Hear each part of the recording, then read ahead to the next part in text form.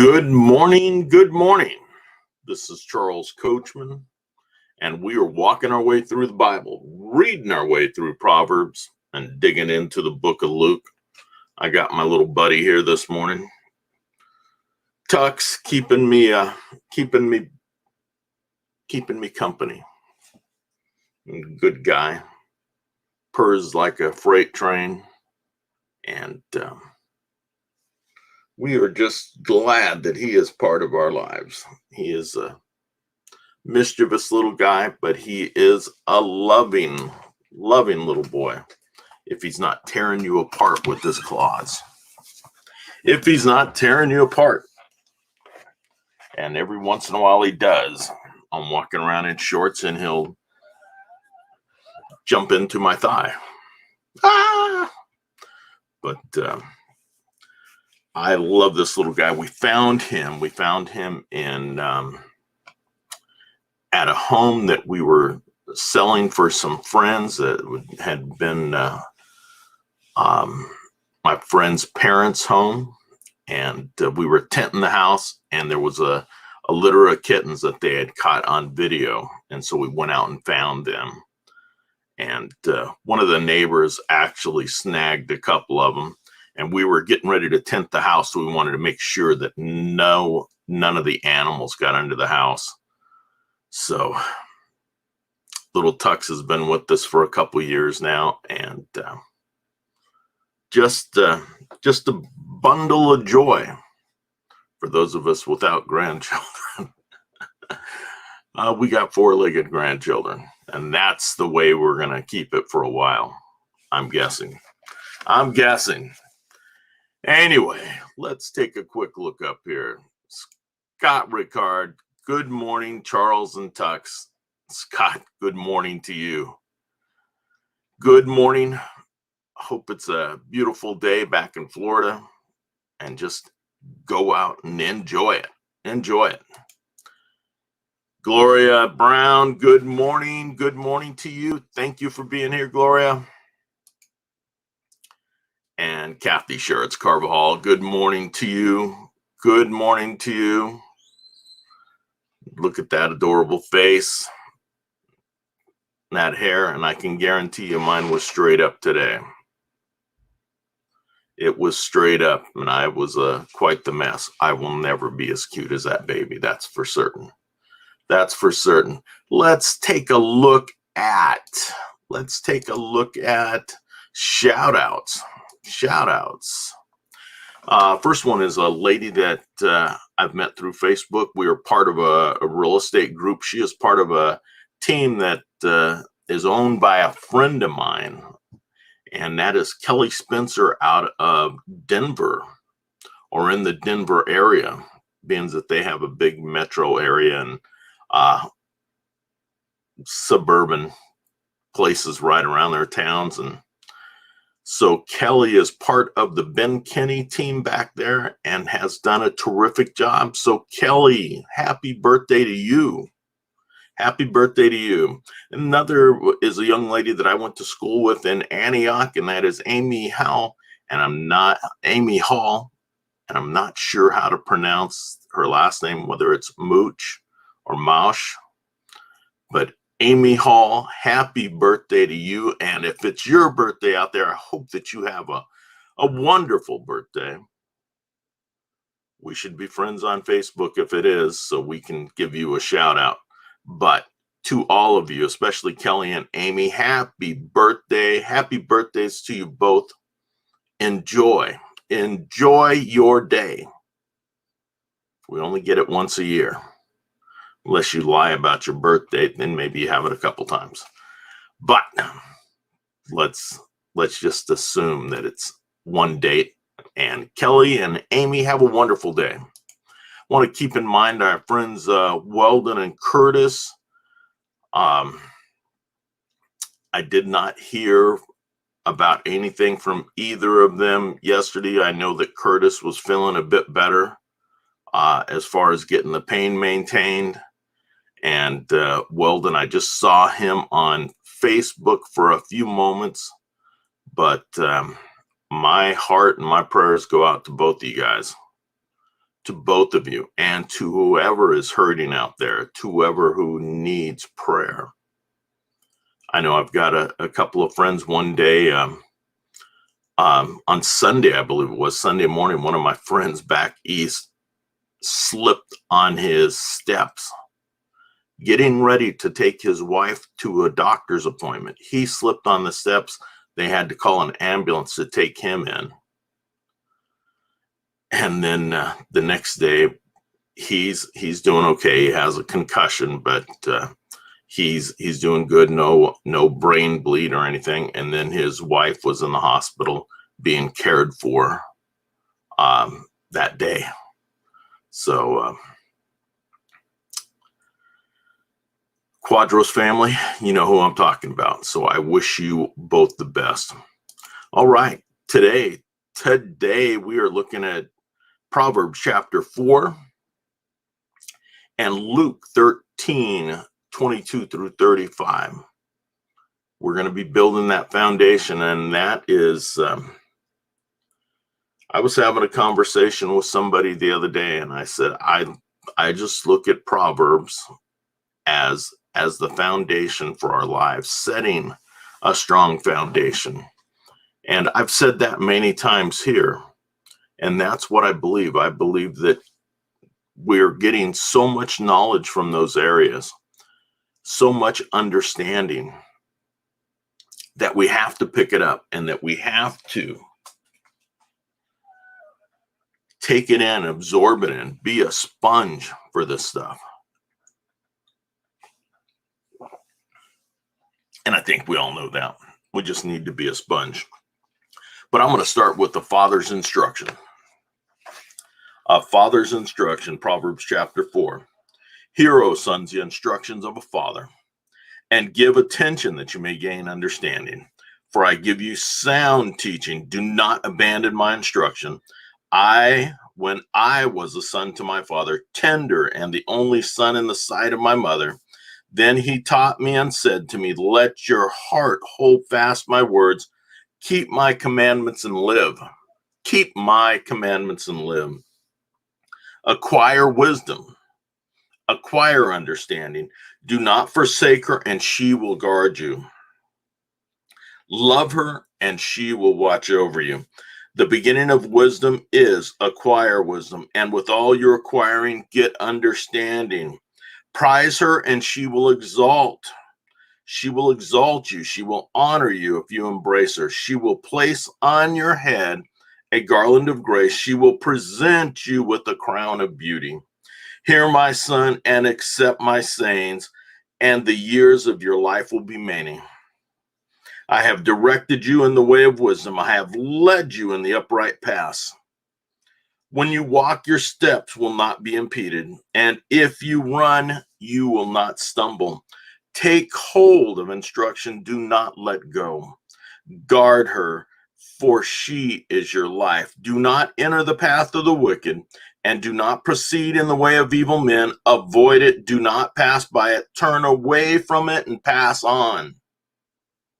For they cannot sleep unless they do evil, and they are robbed of sleep unless they make someone stumble. For they eat the bread of wickedness and drink the wine of violence, but in the path of the righteous is like the light of dawn that shines brighter and brighter until the full day. The way of the wicked is like darkness. They do not know over what they stumble. My son, give attention to my words. Incline your ear to my sayings. Do not let them depart from your sight. Keep them in the midst of your heart. Keep them in the midst of your heart, for they are life to those who find them and health to all their body. Watch over your heart with all diligence. From it flow the springs of life. Put away from you a deceitful mouth and put devious speech far from you. Let your eyes look directly ahead and let your gaze be fixed straight in front of you. Watch the path of your feet and all your ways will be established. Do not turn to the right nor to the left. Turn your foot from evil. That's what it is all about. That's what it is all about. seeking wisdom, knowledge, and understanding, and staying out of the way of evil people. Staying out of the way. We know what to do. We have got a choice. But that choice is, are we going to take that straight path? Or are we going to go to the right? We're going to go to the left. We're going to go to the right. We're going to go to the left. Do we want to do the right things in life? I believe everyone that's listening here wants to do what's right, because we're mature and maturing each day. Each day, my wife tells me, hey, I've got a 14-year-old husband, or one that acts like one. Well, that's just because I want to have fun. But I understand the difference between going to the right, going to the left, and going straight down the middle for a righteous path.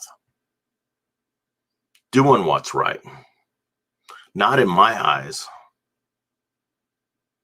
Doing what's right that's in my mind. Doing what's right in my heart. And we all have to understand that. Do I screw up? Do I make mistakes? Oh, yes. Yes, a ton of them. But I try and learn from them. And I have gotten much, much better over the years. Believe me, nearly 40 years of training with my wife. I've become a much, much better person. I have become a person that if you're asking something of me and I can do it, you can rely on it that I'm going to do it. And I've always been that way. Sometimes I just wasn't as reliable as I've become over the last 30 years. Sometimes and this is key. Sometimes I used to take on too many things and I wouldn't have time to complete them. I wouldn't have time to help somebody after I'd already said that I would. I would go out and do what I could, but I wasn't there as fully as I could be. And those days are gone. Those days are gone. Those are the days that are well behind me. If I can't do something, if I can't give you 100% of my time, I'll let you know. I'll let you know. I want to be honest with you. Sometimes you have to turn away from things. Sometimes you just have to say no so that the things that you are doing, you can give 100% to. And that 100% is very, very valuable. Bronknell, good evening. Good evening. And good morning to everyone here. Bronknell, I wish you a great evening and get some rest. Get some rest. Now let's go ahead and turn over to Luke 13:22, and this is a good few verses coming up. These are strong verses coming up, and we just dig in. Teaching in the villages.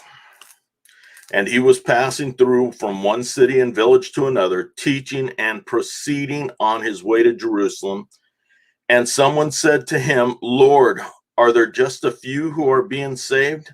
And he said to them, strive to enter through the narrow door, for many, I tell you, will be able to seek to enter and will not be able to.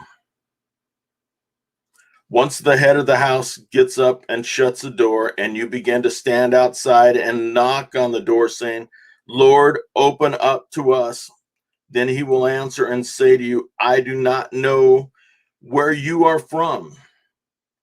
Then you will begin to see it. Then you will begin to say, we ate and drank in your presence, and you taught in our streets. And he will say, I will tell you, I do not know where you are from. Depart from me, all you evildoers.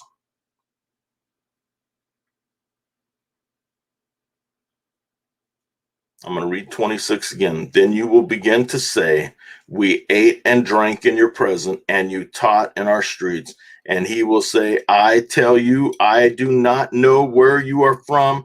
Depart from me, evildoers.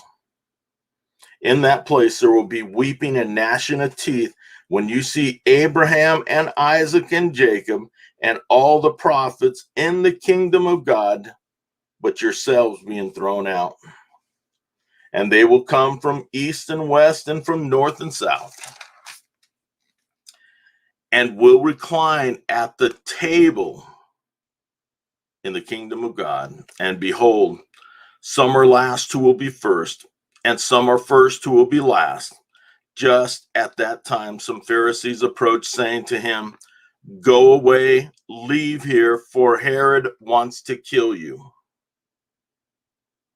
Let's hear that once again. Go away, leave here, for Herod wants to kill you.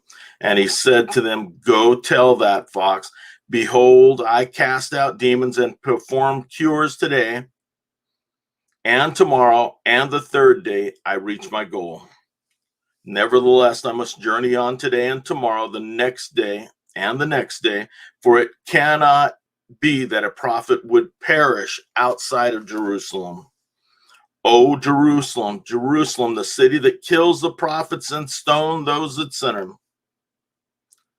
O Jerusalem, Jerusalem, the city that kills the prophets and stones those that sent her. How often I wanted to gather your children together, just as a hen gathers her brood under her wings, and you would not have it. Behold, your house is left to you desolate, and I will say to you, you will not see me until the time comes when you say, Blessed is he who comes in the name of the Lord. Blessed is he who comes in the name of the Lord. There's a lot to pick up in there. One of the things that I'm seeing is there's a Pharisee or a group of Pharisees that come to him and say, you must leave, Herod wants to kill you. How many times do we read through the Bible that the Pharisees were telling him, it's time for you to go. It's time. There is no room for you here. We do not want you here. But yet in this one, they're saying, hey, you really need to leave because Herod wants to kill you. It's time to go. It's time to go. But Jesus is saying, I need to do this. This is what I'm doing. I'm taking care of this town. Then I'll travel on to the next town. I'll travel on to the next village and on to the next village. And I'll be traveling till I get to Jerusalem. I will travel till I get to Jerusalem. And I will pray. I will cast out demons. And I will show people that the kingdom of God is at hand. There's a lot to dig into there. There's a lot to dig into there. And there's a lot of studying to do. What does this mean? How are we going to dig this out? How are we going to pull out all the fruit that's in there, taking a little bit from our verses yesterday? How are we going to dig out what is there? Because this is all about giving fruit. Jesus being the life, being that tree, giving fruit to all who need it. And that's everyone. But there are going to be some that turn them away. And we learn that and we hear it. And we will hear it more and more as we get through this book. I want to thank you for tuning in this morning. Thank you for watching. If you'd like to share it out, we'd love that. I wish you all a very, very good day. It looks like it's going to be a beautiful day here in the Bay Area. So let's get out and enjoy it. And if we have a chance, an opportunity to help somebody, let's do it. If it's a friend that needs a call, let's do that. But I look forward to seeing you again tomorrow as we walk our way through the Bible, as we read through Proverbs and just dig into the book of Luke. Have a great day. Enjoy. God bless.